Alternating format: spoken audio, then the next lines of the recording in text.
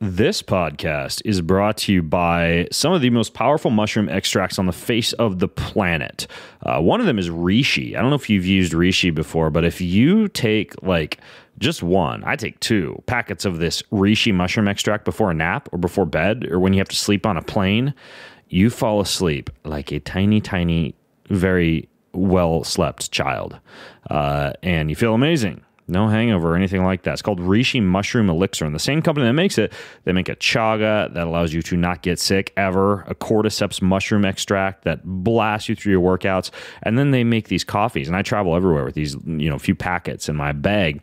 So when I want a coffee, all I need is hot water, not burnt over roasted coffee beans that you get from, we'll just say popular coffee shops you may or may not know of. Anyways, though, all of these mushrooms are made by Four Sigmatic Foods, and you can get a sampler pack, or you can get access to all of the different mushrooms that I personally like and recommend and endorse and use myself.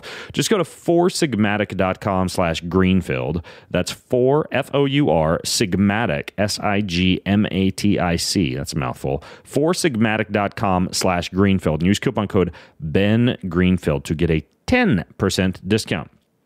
This podcast is also brought to you by Chimera Coffee. I don't know if it's Chimera or Chimera, however you want to pronounce it. It's the ancient, I believe it's a Greek legend, some kind of a monster that could fly, possibly. Well, if you want to also be a monster who can fly, you need to try this coffee. What they've done is they've taken coffee and they've blended it with brain vitamins. We're talking about things like alpha-GPC, taurine, L-theanine, DMAE, all things that are proven to help you increase focus and power output and cognition and help to prolong coffee's dopamine effect as well as reduce any anxiety that might be brought on by coffee for you. It's like they've biohacked the heck out of coffee and made it amazing. It's called Chimera Coffee. You use code BEN to get a 10% discount at KIMERAKOFFEE.com, ChimeraCoffee.com. In this episode of the Ben Greenfield Fitness Show, I can tell when someone's depressed. I can see it. I can see it in their power levels. The power levels are very low and they may be balanced. We really don't talk about this a lot, just for simplicity, but your parasympathetic actually does bleed over into the LF frequency range. But for simplicity's sake, we say alpha sympathetic, HF is parasympathetic. PVCs are normal too. I mean, healthy people have PVCs. The question is, how many do you have? He's an expert in human performance and nutrition. Voted America's top personal trainer and one of the globe's most influential people in health and fitness. His show provides you with everything you need to optimize physical and mental performance. He is Ben Greenfield. Power, speed, mobility, balance. Whatever it is for you, that's the natural movement. Get out there. When you look at all the studies done, studies that have shown the greatest efficacy.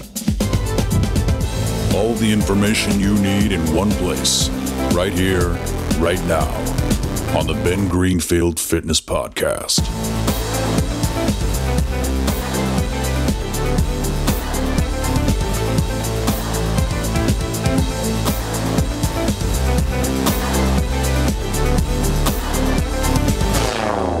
Hey folks, it's Ben Greenfield here, and measuring your heart rate variability, also known as HRV, is, in my opinion, one of the most valuable ways to begin your day when it comes to self-quantification, a simple 3 to 5 minute period of self-quantification that tells you exactly how stressed your nervous system is and how prepared your body is to train, and how everything from stress to supplements to sleep to sex to a whole bunch more actually affects your body and your brain and your nervous system. And I've certainly produced tons of content on exactly how HRV works and how to measure it. This podcast that you're about to hear, therefore, is not an HRV 101 podcast. However, if you go over to bengreenfieldfitness.com/HRV2, that's bengreenfieldfitness.com/HRV, the number 2, I'm going to put a link to all of the other podcasts and articles because there's a whole bunch of them that I've done on HRV. So if you want to go back and take the deep dive on everything from the different tools out there to the myths and truths behind HRV, to how I found out about it in the first place, to what I use it for, to how to hack your vagus nerve, to a whole bunch more. You can go over to bengreenfieldfitness.com/HRV2 and do it there.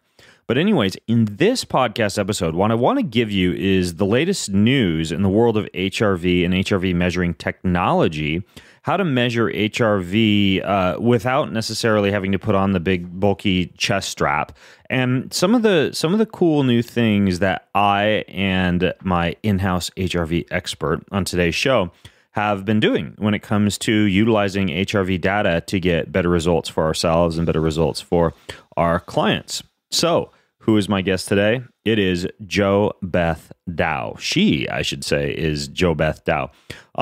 Jo Beth is the co-founder of Sweetwater Health, who I worked with to design what's called the NatureBeat heart rate variability tool, which is the exact app that I personally use to measure my own morning heart rate variability.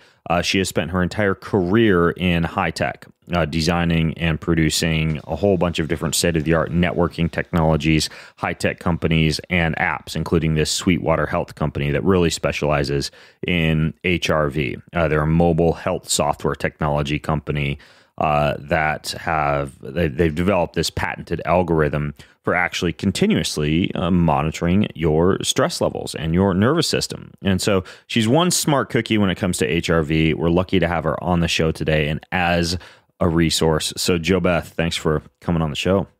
Well, thank you, Ben. It's good to be here. I appreciate it. Yeah, and one of the first things that I wanted to mention to you was I actually measured my HRV this morning, as I do every day, and just to kind of give people a little bit of a glimpse into how I use this data, it was low. And frankly, I kind of knew it was going to be low. I had a rough weekend of training. I had a very hard workout yesterday where I was, I'm kind of starting to prepare for this Spartan World Championships event. So I'm doing a lot of carrying and a lot of climbing. And so I have this incline treadmill out in the garage, and I was doing 400 meters on the incline treadmill, then carrying a couple of sandbags up and down the driveway, and then 400 more meters, then carrying a keg, like a half-empty keg up and down the driveway, then 400 more meters and doing farmer's walks with kettlebells around the house, then 400 meters and 20 pull-ups, and just doing rounds and rounds for that, and just kind of collapsed at the end of that workout, and was not surprised when I logged in this morning to my heart rate variability app, and it said my HRV was something like 79, right? Usually it's in like the early to mid 90s. So this morning I got up and I did a little bit of yoga in the sauna, a little bit of cold pool, a little bit of foam roller, and kind of like a deep, restoring, relaxing morning. And that's exactly the kind of actionable data that I get from HRV. So I thought I'd share that with you. I'm being a good boy and actually using my data. Ben, the first time I ever saw your HRV numbers, and I analyzed them several years ago, I literally yelled out. Nobody was in the room. And I saw your numbers and I just went, oh my God, I had never seen numbers like that, because at that time, very early in the beginning, we were starting to get athletes, but we really didn't have elite athletes. So you were the first elite athlete that I saw. And when I looked at your numbers, your power levels were so incredible. It was like nothing I had seen. We mere mortals have power levels in the, 800, 900, and there you were at 13,000. And I thought at first, maybe this was a mistake. Then I realized it wasn't. And it was just your basic conditioning. Well, part of it, I think, is condition. When you say power, I know you're referring to the strength of the sympathetic nervous system and the strength of the parasympathetic nervous system that the HRV app measures. I'm convinced, though, because I work with so many athletes myself and I look over their HRV numbers, that it's really not necessarily a sole matter of physical conditioning, but it's a matter of prioritizing having other variables present in your life that improve the health of your nervous system. Meaning I place a great deal of emphasis myself on things like relationships, love, gratitude, rest, relaxation, detoxification, healthy eating, grounding, earthing, good air, good light, good water, not a lot of Wi-Fi and Bluetooth exposure. And I think a lot of those things add up because, frankly, I work with a lot of people who I would consider to be far more fit than myself, who do have, and I'm not trying to brag, but they do have lower HRV scores. And I think a big part of it is because they place too much emphasis on the buffeting of the body and not enough emphasis on caring for, caring for the body as like a human battery in a sense, when it comes to things like grounding and earthing and electricity, but then also, love, relationships, gratitude, things like that.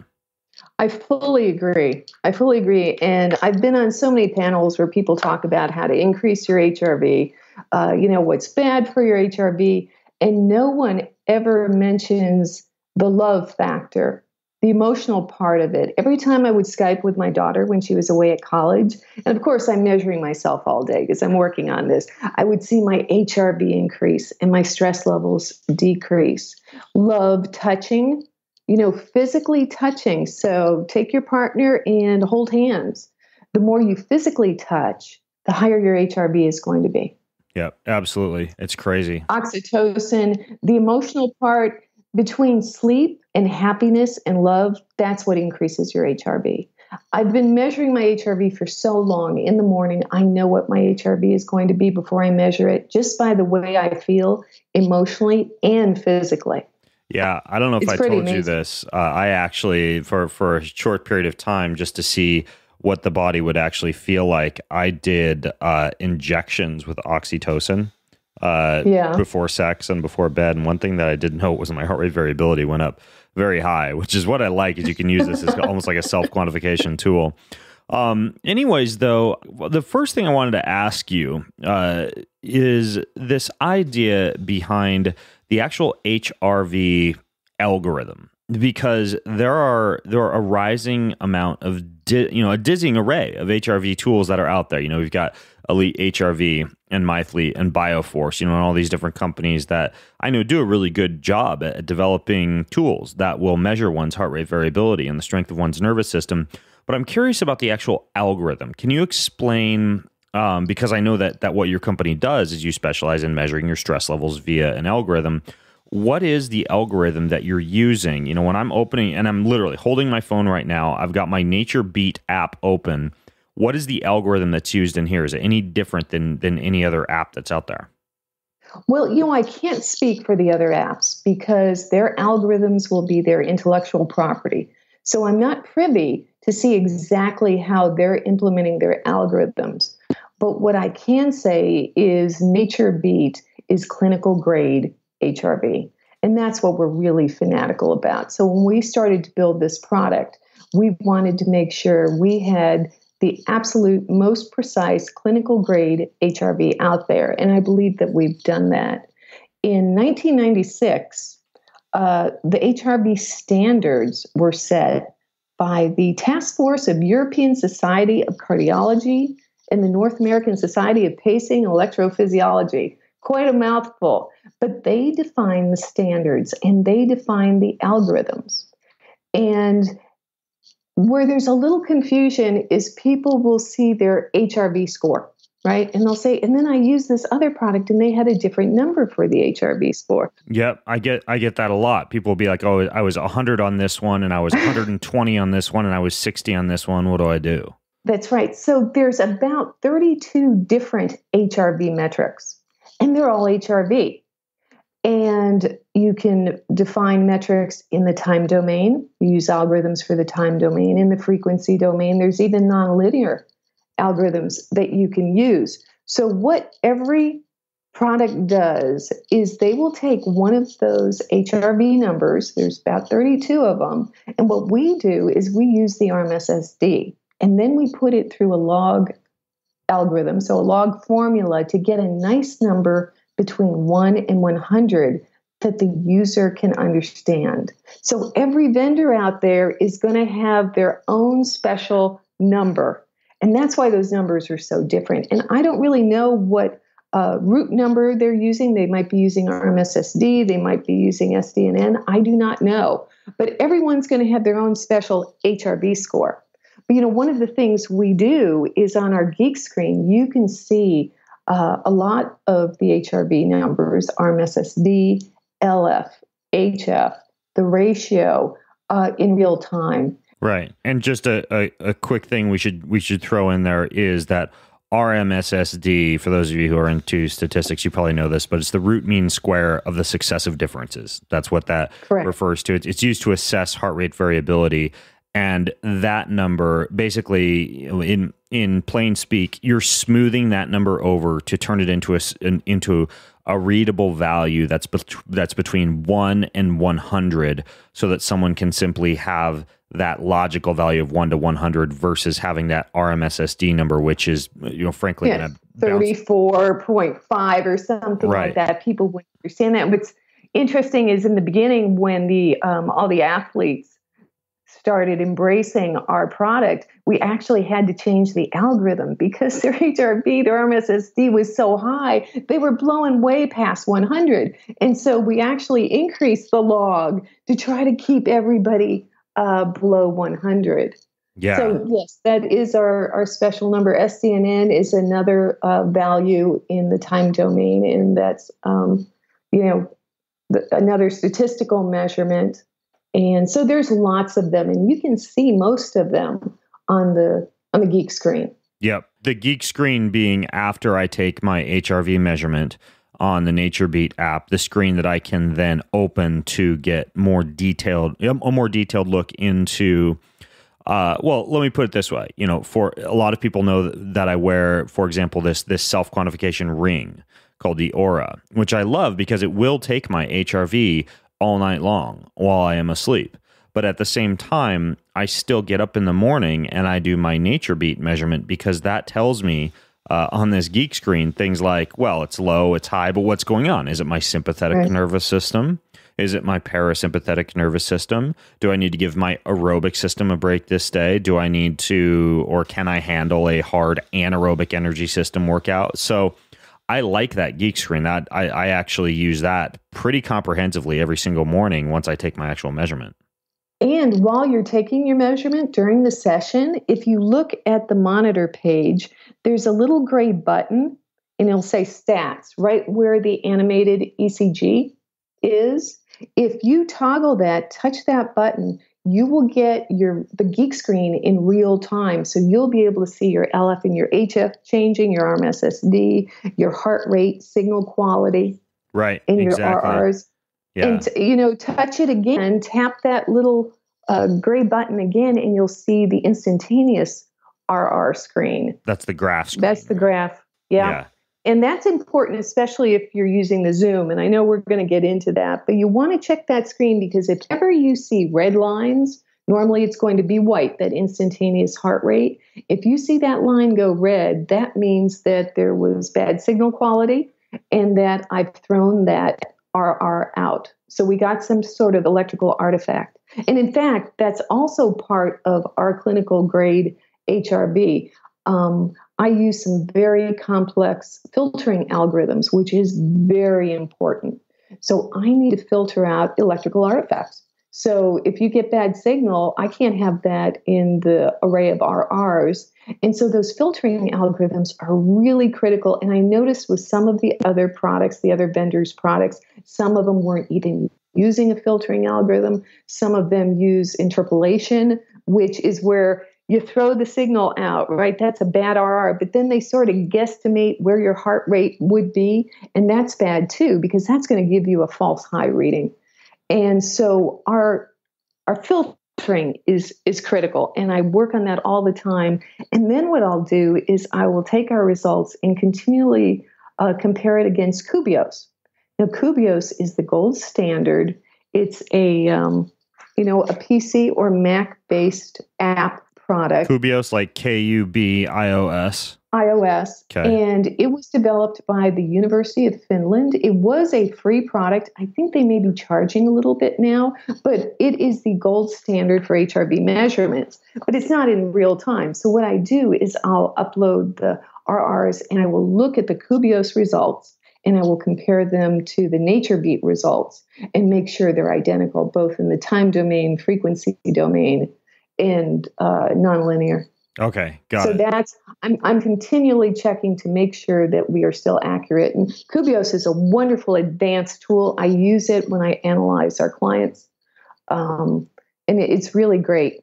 Okay. It's sophisticated, but it's a good tool if you really want to get down into your numbers and look at things. Yeah, I downloaded it before. I think you sent me the link, and it was too much for me. I just wanted to stick to the plain easy stuff I could access within the app, which is actually what I wanted to ask you. But although I'll tell you guys what, for those of you listening in, I'll link to the Kubio stuff in the show notes over at bengreenfieldfitness.com/HRV2 if you want to take a deep dive into it. Ben, if you share your session with yourself, I send you your raw data, and you can look at that. I send you your HRV. You mean my Kubios data? Then I'll send you, along with that, is a Kubios ready .text file. And that's the file you can use to upload into Kubios. So I have to massage the data. I take the labels off, and it's expecting a certain text format. And that's what I do. So the user, he's got a Kubios ready file. He can go up in there and he can look. Got it. Okay, cool. I want to dive into a few of the options on NatureBeat. So when I open it up, I roll over, I put on my right now I use this Bluetooth chest rate strap, but I want to talk to you about this other thing that you can do now without using the chest rate strap or the chest strap. But first, I want to just delve into the screen. So when I press start, I've got 4 options here. I've got my phone open right now while I'm talking to you to go over these options. I can monitor stress. I can monitor heart rate recovery. I can monitor HRV for training, or I can do what's called a 3-minute HRV checkup. Can you walk me through the difference between each of these? Sure. So they're all the same HRV session. So the same algorithms apply, the same code is running, but the session types are different. The monitor stress session is of a variable duration. So you start your session and then you can end it anytime you want. So if you want to measure your HRV when you go into a business meeting, you just start or stop, or when you're driving, or if you're meditating, it allows you the flexibility of creating a session, whatever duration that you want. So I could, for example, push monitor stress, and then I could go into the weight room and I could do a whole weight training session, and it would be monitoring my HRV during that entire weight training session. That's correct. Okay. That's correct. So the heart rate recovery is going to be an HRV session again. But most importantly, when you stop the session, there's a 1-minute countdown timer. And what we want you to do is when you do stop exercising, you hit the stop button, the timer stops, and you just sit or stand. Don't move around. And it is going to measure the difference between your heart rate when it started and how long it took your heart rate to recover after 1 minute. And of course, that's a sign of health and robustness also. How quickly can your heart rate recover? So all that, I mean, that seems pretty straightforward. I could do that with if I wanted to, just my finger on my carotid artery or whatever. You could do that. That's not looking at heart rate variability recovery. It's looking at heart rate recovery. It's looking strictly at heart rate, and for people who are interested in seeing what happens to their HRV when they exercise. But of course, your HRV is going to go down to 0 when you exercise. So it's really not a good test, but some people are very interested. Well, it is actually, and I'll tell you why I think it's a good test. Because, for example, I've tried out different exercises in the weight room, and I've found that the ones that drop your heart rate variability the most, meaning the ones that stress your body the most, actually seem to be the most beneficial, with the one that seems to drop my HRV the most when I test HRV while I'm weightlifting is the back squat. Putting a heavy weight on your back and doing a squat plummets heart rate variability compared to just about any other exercise. And I think it's because it's extremely stressful to the body, right? Like a giant lion has freaking jumped on your back. And so, but at the same time, you recover and you compensate, or you recover and you recuperate from that, and you get a compensatory fitness response. So, so it actually can be used to get some pretty good data and find out, hey, concentration curls don't do jack squat for me, but back squats do. Well, that is really a good point. And I actually never thought about that, but that does make a lot of sense. Yeah. That makes a lot of sense. So that's heart rate recovery. So if you're interested in exercising and seeing your HRV while also getting your recovery score, you can do that. And then the HRV for training is a 3-minute session. It can also be a 5-minute session. That's configurable. If you look at your monitor screen and you touch the little gear on the top right-hand corner, you can change the duration from 3-minute to 5-minute for your HRV for training. If you can sit for 5 minutes or lay down for 5 minutes, 5 minutes is even better. The more data we get, the more precise it's going to be. But 3 minutes is pretty darn good, especially for the time domain. But things have a tendency in the frequency domain, your LF and HF really settle down at about 5 minutes. It is a 5-minute moving window that's used for the algorithm.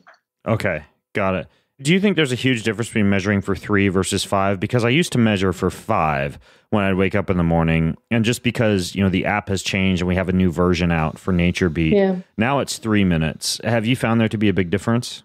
No, I use 3 minutes. Okay. Got it. There's a little bit of a difference, but it's not enough for me to sit for 5 minutes. Okay. So got it. I think 3 minutes is definitely good enough. 1 minute is way too short. And I see some of the other products, they do it for a minute. We found that people could only really sit for 3 minutes. Okay. Or lay down and do it for 3 minutes. And the most important thing about the HRV for training, it is a 3-minute session. We want you to do it first thing in the morning, preferably when you're in bed, before you get up. I don't do that in bed. I have coffee. I go to my desk. I sit down and I make my session. I create my session at that point. But the most important thing is you want to be comparing apples to apples. So you want to be doing it at the same time of day in the same position. So if you're sitting up or if you're laying down, just be consistent because we're going to be comparing that from day to day. And you want to do it before all hell breaks loose in your day, right? You want to do it while you're still well rested because we want to see how well you have recovered from sleep. Because sleep is everything, right? So this is when your nervous system is going to recover. This is when your body's going to recover. And so that's why we like that first morning measurement. And then what we do is we will graph it and we will keep track of where your HRV is every day. We create a trend line, which is that yellow line. And if you fall below your trend line the first day, we'll recommend an easy day. If it falls 2 days in a row, then we do recommend a rest day until it comes back up. Right. So that's the HRV for training. And the special part of HRV for training is we keep track and create a trend line. Okay. The other thing I noticed that is on here is the breath pacer. Does that breath pacer automatically come up when it detects that I'm stressed, or is that something that I'm supposed to select and do myself when I feel like I need a breath pacer? Both. So you can just use the breath pacer whenever you want to. If you're waiting for your dental appointment and you want to relax, you can use the breath pacer, or you can set up the breath pacer so that it does trigger on a stress threshold. So you might want it to trigger on high, or you might want it to trigger at certain points. And then what will happen is when we detect that you're at that stress threshold, it'll pop over to the breath pacer and you'll see the breath pacer and the picture. And the breath pacer is a 4-second inhale, 6-second exhale. But you can use other breath pacers. There are other breath pacers on the market now. There's all different combinations. You said this one on the NatureBeat app. And by the way, for those of you listening in, you can probably hear that electricity in the background. It's because I'm actually, I rarely do this, but I'm actually using my phone while Jo Beth and I are talking to open the NatureBeat app. So I suppose I could probably put this in airplane mode and it would still work, wouldn't it? Yep. Okay. So back into airplane mode. Here we go. So the breath pacer, by the way, you said that's a 4-count inhale, 6-count exhale? Yes. That's set for? Okay. Got it. But if you prefer a different one, if there's lots of breath pacers on the market, if you just want to meditate with a breath pacer, there's a lot of free ones out there with all the different breathing techniques. Okay, got it.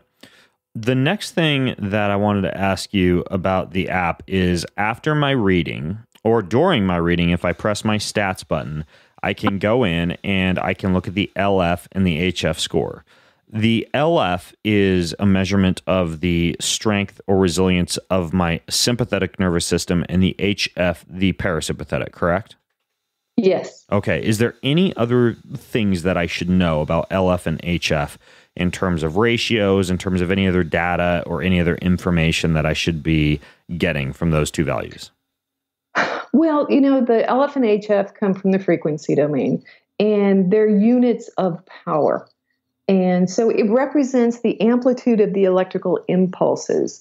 I personally that's the first thing I look at are my power levels. I'll look at my HRV, I'll look at the RMSSD, but really the power levels to me are significant. And I've been studying this now for years. And, with a multitude of people analyzing everybody, power levels are really important. I can tell when someone's depressed.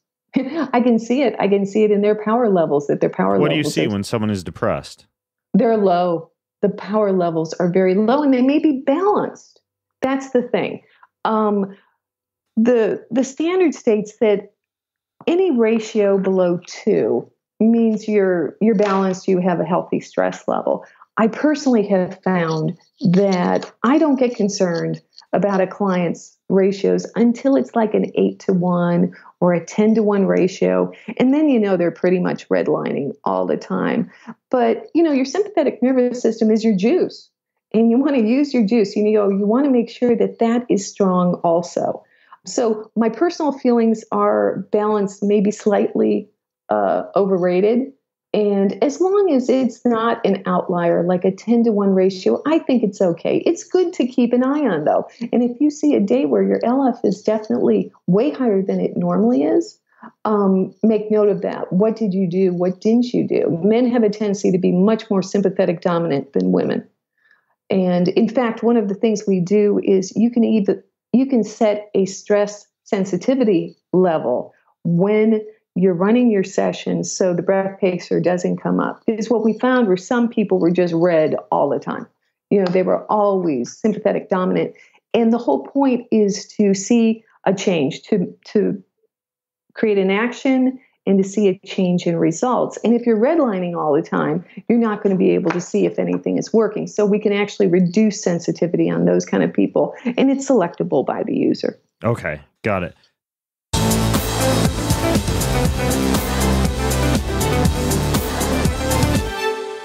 All right, so there's this fundamental issue with modern life. It's a lack of daily natural sunlight. And for those times of the year when availability of natural light isn't accessible, like during the winter months, or people who travel a lot, or people with daily routines that just don't permit access to daylight, like shift workers, there is this awesome solution called the Human Charger.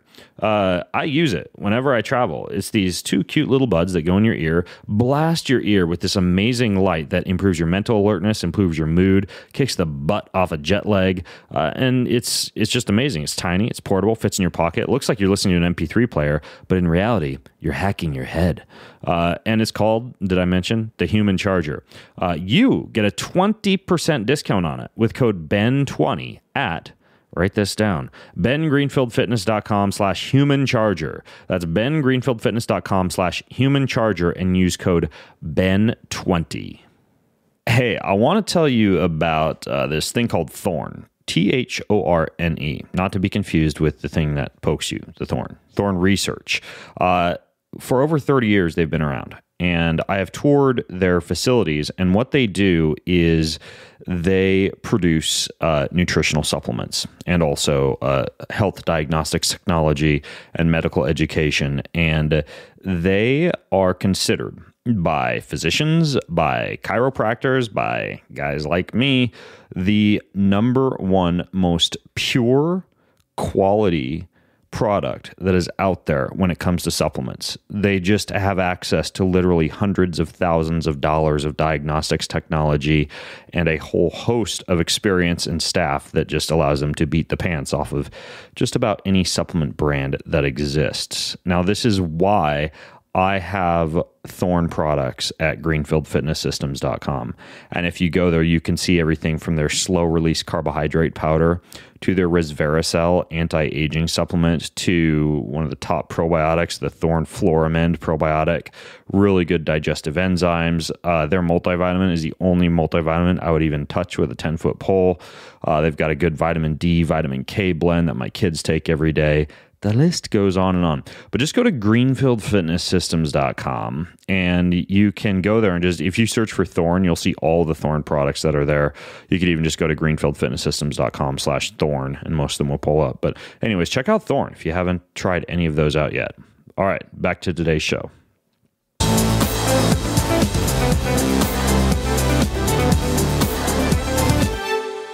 Now, in terms of the morning measurement. When I'm laying in bed in the morning and I take my HRV and my HRV is, let's say, slightly lower than I want it to be, and I decide I'm going to game that number, right? I decide I'm going to close my eyes, I'm going to meditate, I'm going to breathe, I'm going to do like a quick coherence technique or something like that, where I imagine something I love or something I'm grateful for and put it on my heart, and I do all these things, and I'm actually laying there in bed gaming the number.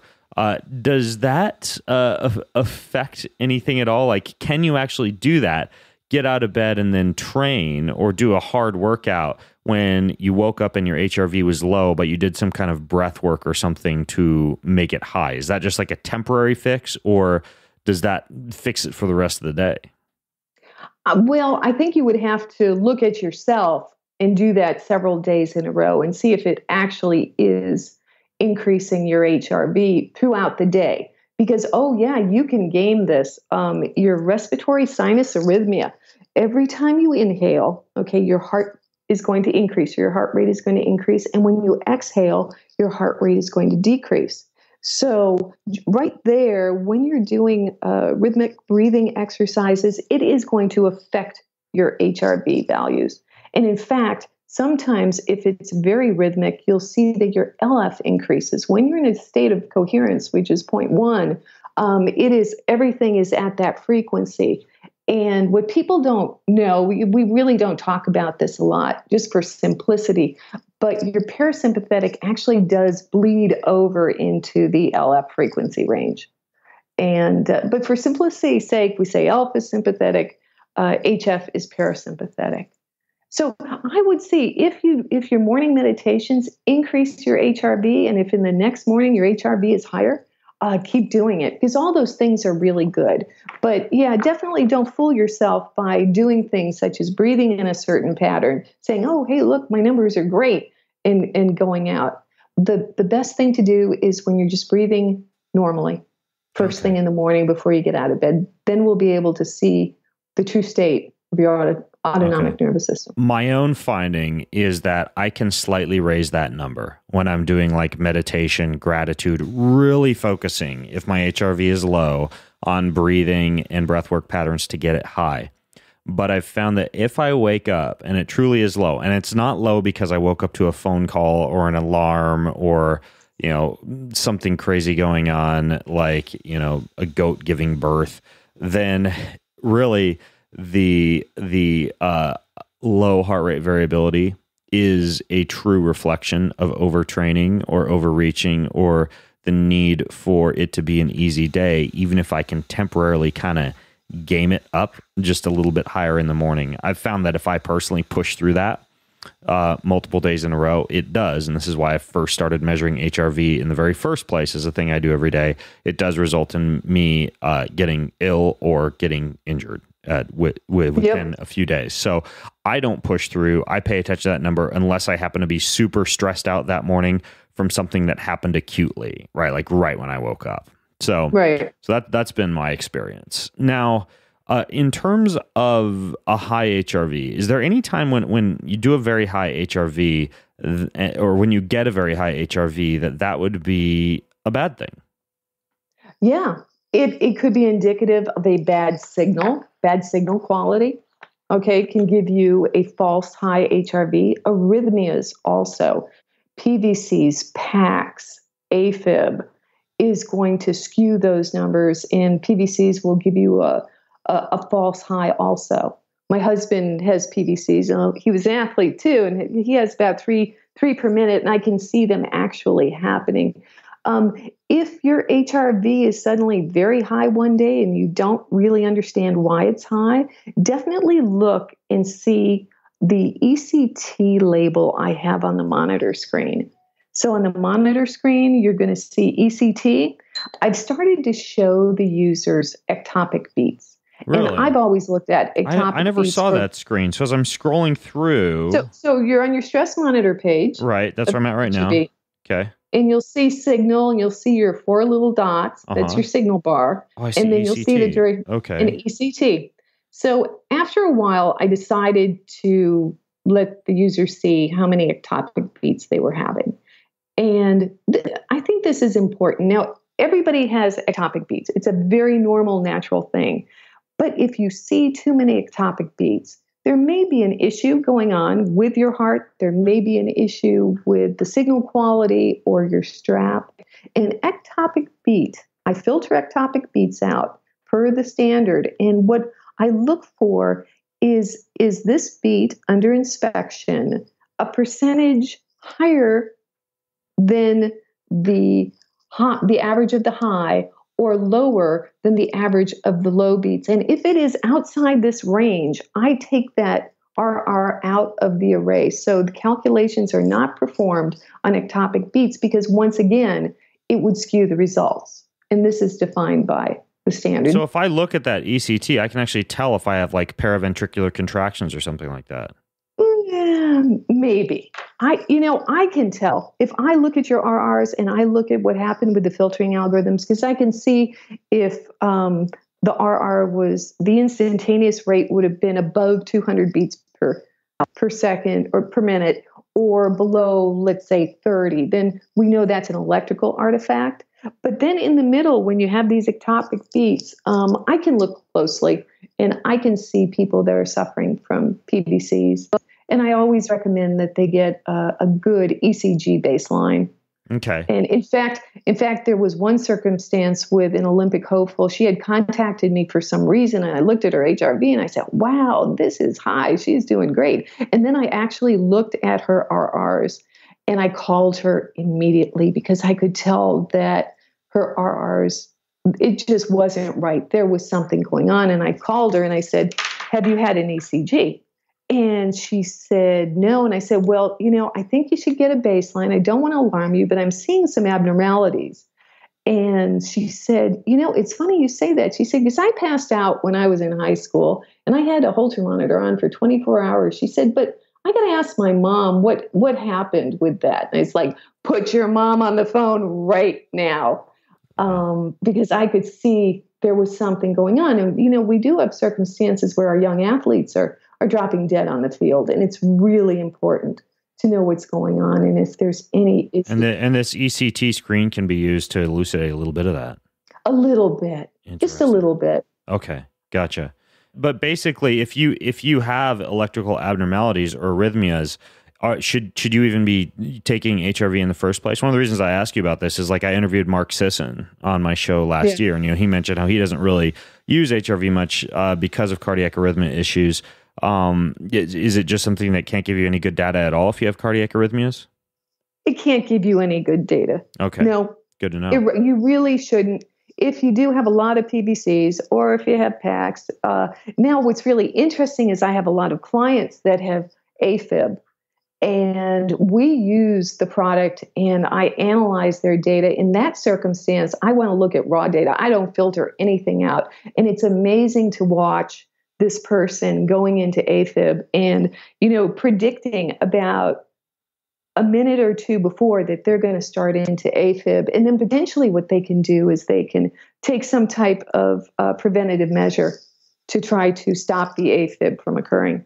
Okay. So in that circumstance, yes, you can use it, but it's not like your typical, what's my HRV number? Am I in a good range? Okay, got it. Now, what about with, for example, when the HRV is very high, there is some chatter out there about the fact that could be an indication of aerobic overtraining. Have you seen this? Like too much parasympathetic stimulation? No, I haven't heard of it as too much parasympathetic stimulation, but it could potentially be an enlarged heart. Oh, you mean like ventricular enlargement due to a lot of training?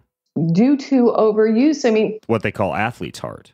Athlete's heart, yes. Your heart is a muscle, and we see a lot of that where the heart actually enlarges. Interesting. Okay, and that's something you can actually measure. I've actually had that measured myself via what's called a cardiac ultrasound. It's yep. That's not the exact title of a ventricular ultrasound, something like that. Yep. There's probably some cardiac physical therapist or nurse wanting to jump through the podcast and put the words in my mouth right now. But ultimately, it's an ultrasound measurement that you can do. and I went into the clinic when I was writing my book Beyond Training, a big chapter on heart rate training and how to tell if you as an athlete has damaged your heart. And it was an ultrasound echocardiogram is what it was called. And that was followed up with an EKG stress test, two things that I think you can do. And I did that to find out, A, did I have athlete's heart? And B, did I have these paraventricular contractions or these electrical abnormalities in my heart, like you asked about? And PVCs, yeah, and I turned out to be fine. You know, I didn't show any more enlargement than you would expect in an athlete, and I did have some PVCs, but a very, very high, you know, like 120% VO2 max on a treadmill, which is, I think, just about everybody has a PVC when they're about to fall off the back of a treadmill. But ultimately, There is one article that is out there on the internet called Interpreting HRV Trends in Athletes. High isn't always good and low isn't always bad.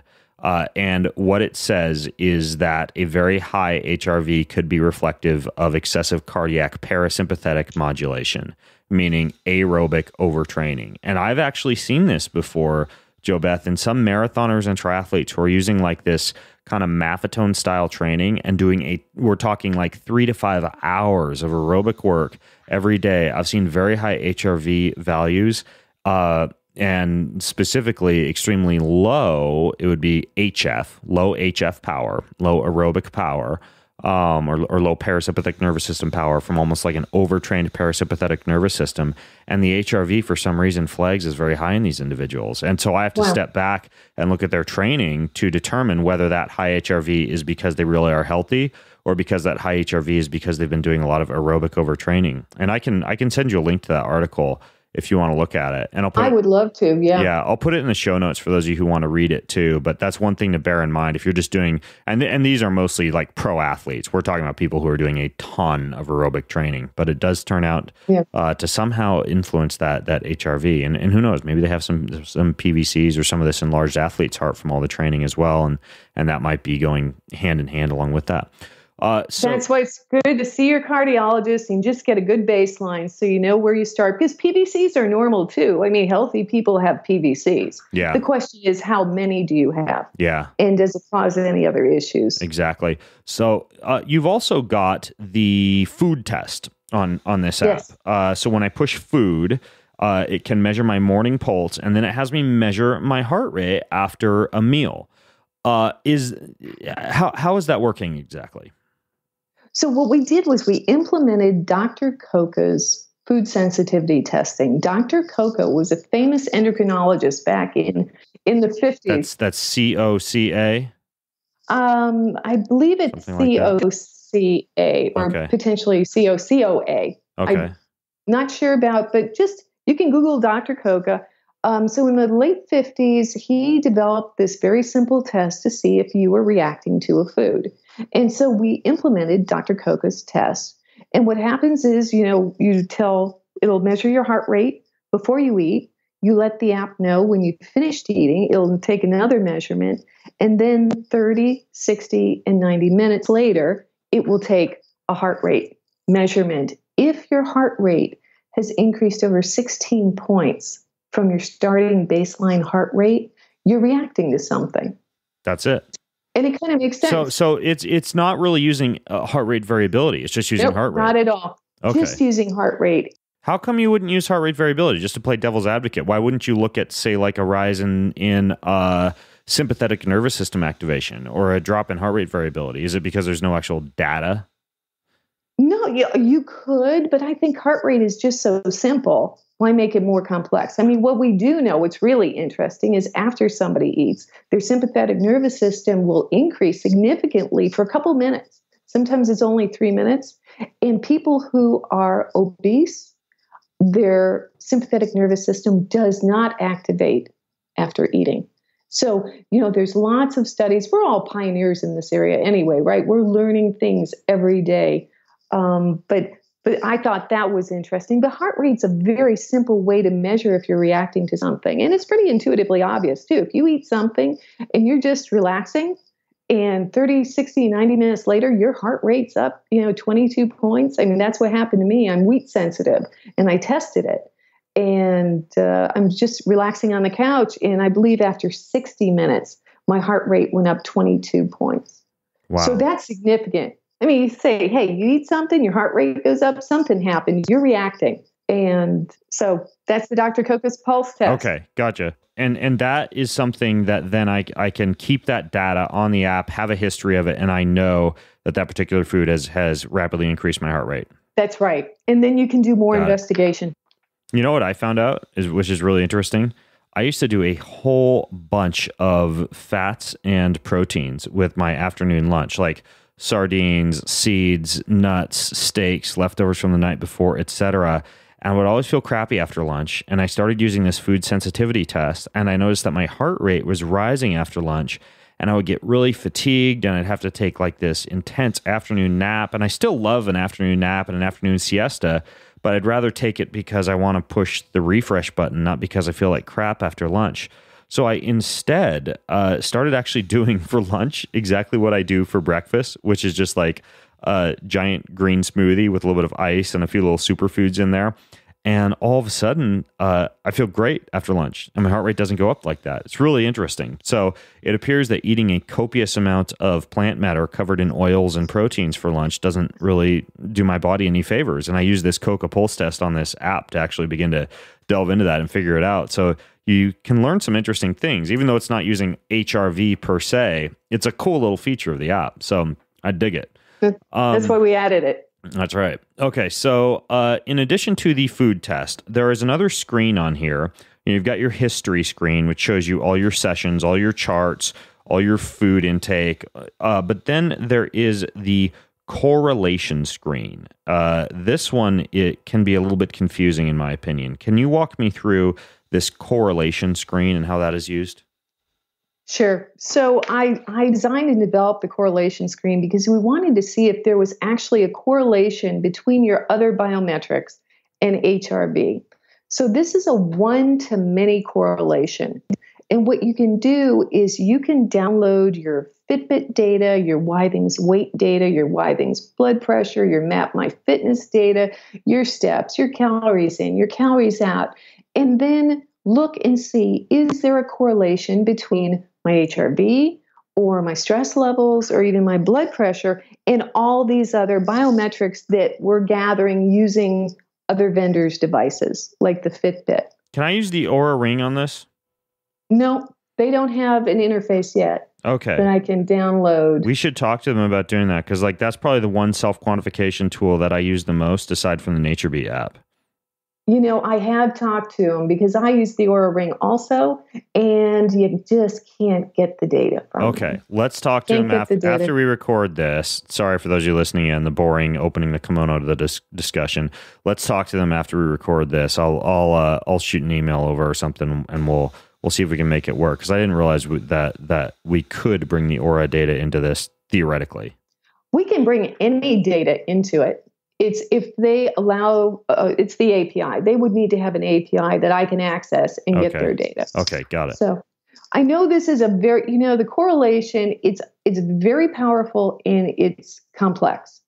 And it's a little too complex. I made a mistake. It's so powerful. I let you do so many different things with it. But because of that, if you ever look at any of these screens and you see that little film clip icon, I created 2 instructional videos to walk people how to use the correlation screen. And so what you can do is you can go to your settings and you can select what metric you want to be your major metric, your one-to-many metric. You can also then select your data, and you can filter this out any way you want. Do you want all your Fitbit? Do you just want certain things? And then you have the ability to select your date range. You can even select a range that's maybe 5 days prior to a certain date. And then you say go. You go back, you refresh your screen. I'm going to go out. I'm going to ask Fitbit for all your data, Withings, MapMyFitness, whatever you've requested, and then perform the correlation. And you'll see if there's a positive correlation or a negative correlation. The larger the bubble, the higher the correlation. Also, what's really nice about this, what I really like, is if you swipe the screen, you're going to see all of the bubbles under available data. And if you do a long press on any of those bubbles, it actually gives you a list Oh, of wow. I've the never tried values. I just tried So pressing the long press. That's pretty cool. I love that. And then you can just keep swiping Yeah. and it'll go through all the tables. I love that because I've been measuring my weight with Withing scale for years, right? So here I had this one perfect list of my weight, from the beginning of time. And so it's a nice place to collect data. And then you just tap back and you can go back to the screen and it can show you what's activated. And so keep swiping. So I agree. It's complex. It should have been simpler, but we wanted people to see it. If you've got a race and you just do great that day, you can go back and what was I doing? What were my other metrics? Is there a correlation here between my HRV and my calories in, or my METs, or even my blood pressure? Right. I like it. That's okay. That's the correlation screen. A lot more people don't appreciate how powerful it is.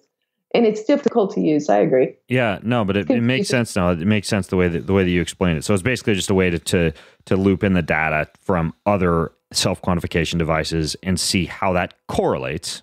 If it does, the correlation screen to your actual HRV, or if it correlates at all. Now, another question for you. I've been using the chest strap called the Viva. VIIIVA is how it's spelled. And actually, if you go to the show notes, I'll show you a list of all the different heart rate monitors that are compatible with this NatureBeat app. But I think that was based on your recommendation. And the way that I understand it is some Bluetooth heart rate monitors are more accurate than others. Is that true? Yes, that is true. All of the Bluetooth heart rate monitors, though, that we have on our supported products page, we have tested. So those are all very accurate. So Polar's accurate. What makes them more accurate? I would say what makes the others less accurate. Okay. And it's just going to be the design. It's going to be their filtering. Not all heart rate monitors are built and designed the same way. And some people, we really need accurate RRs. That's critical for an accurate. RRs being the amount of time in between each beat of your heart. That's right. So what I get from the chest strap, you'll get two things from a chest strap. You can actually get more than that. But if you put on let's say your Polar or your Viva chest strap, it's going to transmit through Bluetooth your heart rate, your average heart rate. So I get that number, how many beats per minute. And if I set it up in the appropriate mode, it will transmit to me the intervals between your heartbeats, right? So that's your RR interval from the QRST series. If you ever see an ECG, that's that bump up. It goes down and up and down and up. That's the R. So we measure from R to R. And the Polar chest strap will give me, or the Viva chest strap will give me this array filled with the time intervals. It's, N minus N minus 1. So. Okay. Got it. Now, in terms of that particular heart rate monitor that I use, it's the Viva. And then what I do is I actually keep next to my bed the I used to spit on the heart rate monitor, and now I actually have like a little squeeze bottle of this electro gel. It sounds laborious, but honestly, this takes me like 10 seconds when I roll over and do it. And then I use my gratitude journal. I do the HRV measurement, and I lay there. And so I've found that when I combine the gel with that Viva heart rate monitor, and again, I'll link to which one I use in the show notes, that it's incredibly accurate. I never get that, oh, you lost your heartbeat, can't find your heartbeat, lost the connection. Nothing like that happens. So that's the one that I like, and it works well for if you're going to measure during exercise or during a day if you want to see how your stress is during the day as well. The contact with the pads is so important to get a good signal. I have to use electrogel or I can't get a signal at all. Some people are okay. Ironically, spit is probably one of the best conductors because it's coming from your own body. But the electrogel is easy and it's really inexpensive. Yeah, I use the Spectra electrogel. It's like the stuff. If you go to Amazon, it's the top one in Amazon. That's the one that I get, and it's $5. Works better than spit. And frankly, doesn't smell as bad as spit either. So, okay, there is this new thing that you had me using for a while. That I still own that talks to the NatureBeat, and it works without a chest strap. This thing called a Zoom. Can you fill me in on this? Yes. So just a little of the history. We've been looking for a non-chest strap solution. So this chest straps use electrical signal, right, to detect your heart. just like an ECG does. It uses electrical signals, where the Zoom and any other wrist-worn devices or anything you clip on your ear or you put on your arm is going to be using a technology called PPG. And that's photoplasmogram. It's a really tough word to say, photoplasmogram. What PPG is it's going to detect, your cardiac cycle. Every cardiac cycle is going to pump blood to your peripherals, okay? So it uses LEDs to illuminate the skin, and then the light either reflects back or is transmitted through the skin, and it will detect, it's in essence looking at changes in color. So as your blood pumps out with the volume and then comes back. Really? And that's how any PPG, it's like a pulse oximeter. You've been in the hospital, they put that little thing on your finger. Yeah. They can see your hemoglobin, they can see your pulse. That's exactly what it's doing. It's looking for changes in blood volume and, in essence, color. And it's testing your actual change in blood volume based on color. Yeah. And how is that related to heart rate variability? Well, what you can do, so what it's trying to detect, it's wonderful and historically has been wonderful for an average heart rate, because an average heart rate doesn't really need to be all that precise. When we're talking about heart rate variability, those RRs, I need precision down to the microsecond, 0.000000, right? So I need precision. And you can imagine that if you're looking for changes, that it's going to be a lot more difficult to try to figure out exactly when that heart beat. Okay, that's why the electrical has been so great, right? It's very accurate because we know exactly the second that it beats because it's giving out an electrical signal. Where here they're sort of guesstimating, and they have to use some really complex filtering formulas and algorithms. And we knew that sooner or later these smart people would eventually figure it out. We had worked with some of the best companies to work with them on their algorithms to try to get this PPG more accurate. And it just hasn't really happened until now. And LifeTrack contacted us, and they've been working on this for years. And their product is very accurate and the closest thing that we've seen that will come to electrical signal. So basically it's called a Zoom and you wear it on your wrist. Yep. Okay. Now, the interesting thing about it, I think, aside from the fact that it also measures the amount of blue light exposure that you've been exposed to, which I just think is a very, very interesting aside, is from what I understand, because this is the first thing that I asked you, it actually does not constantly transmit a Bluetooth signal when you wear it. So it can measure HRV and could even measure HRV during the day without, unlike a Fitbit or a Jawbone, constantly transmitting a Bluetooth signal all day long? Well, yes and no. It doesn't transmit a Bluetooth signal. It doesn't announce to the world like your chest strap is always going to be announcing, hey, I'm here, I'm a chest strap. Hey, I'm here, I'm a chest strap. Do you want to pair with me? Because of power constraints with the watch, they're always trying to conserve power. Transmitting uses up a lot of power. And so it will only transmit Bluetooth if you've set it in streaming mode. So let's say you are exercising and you want to see what your steps are. You can actually stream that to your phone if you set it in that fashion. Or if you double click on the face of the watch, you tap twice, quick succession, then it will transmit RRs. And that's when the NatureBeat will see it, and it transmits RRs for 3 minutes. Okay. And then it stops. And how's it measuring my actual amount of blue light exposure? I don't know. Because I think that's really interesting to be able to I noticed that it's complete aside, and it doesn't really have much to do with heart rate variability, aside from, I guess, the fact that excess artificial blue light or lack of sleep from excess artificial blue light is obviously going to affect your HRV. But I thought it was just so interesting. I've never seen a self-quantification device that will tell you, oh, hey, you're getting too much exposure to artificial blue light. And I'm pulling it into the app, too, because I can get that data from the Zoom. And so, that'd be and so I'm looking at to see if too much time spent in the shopping mall can affect your HRV. I don't know all that much about blue light. I am getting the data from them. It's, it's relatively, it looks relatively accurate, but I just don't know how they're doing it. Interesting. Okay. But it's a really nice product, and these are really smart guys, and we have enjoyed working with them. I like it. I told you though, I haven't been using it that much, and one of the reasons for that is because I journal when I'm taking my heart rate variability, and I've found that I can't turn the pages or write in my journal because you got to keep your hands still. So I still use the heart rate monitor. Yeah, one of the things is you have to sit still, no talking, no turning your head, just sit perfectly still for 3 minutes to get an accurate measurement. And if you are using the Zoom, one of the things you want to do is to go to the real-time instantaneous RR screen and see if you're getting any red spikes.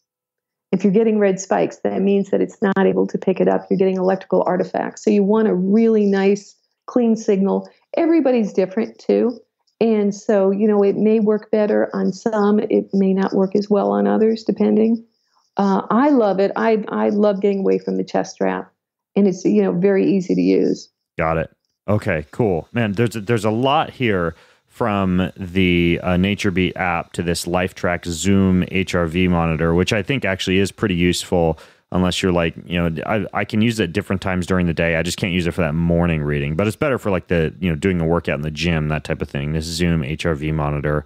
But the correlation screen, the food screen, the 4 different options for monitoring stress. And by the way, for those of you wondering, I use the HRV for training one. And then how to actually read your data. It's just such a useful tool. And I'm really glad I was able to get you back on, Jo Beth, to kind of dive into some of the specifics of this stuff and revisit some of the things that I really wanted to make sure people were aware of when it comes to, again, one of the few things that I self-quantify every single day. So for those of you who have been listening in, I'm going to put a link to everything we talked about in the show notes. If you go to bengreenfieldfitness.com/HRV2, if you want to take the deep dive and you want like the equivalent of a university education in heart rate variability training, I've got 1, 2, 3, 4, 5, 6, 7, 8, 9, 10 different episodes and articles in addition to the one that you're listening to right now that talk about everything I've personally discovered when it comes to HRV. So there's plenty in the show notes. And again, those are at bengreenfieldfitness.com/HRV, the number 2. Jo Beth, thanks so much for coming on and sharing with us all these different things that the NatureBeat app can do and all the latest in heart rate variability training. Well, thank you. It's been a pleasure, Ben. Awesome. All right, folks. Well, until next time, I'm Ben Greenfield, along with Jo Beth Dow from Sweetwater Health, signing out from bengreenfieldfitness.com. Have an amazing week. You've been listening to the Ben Greenfield Fitness Podcast.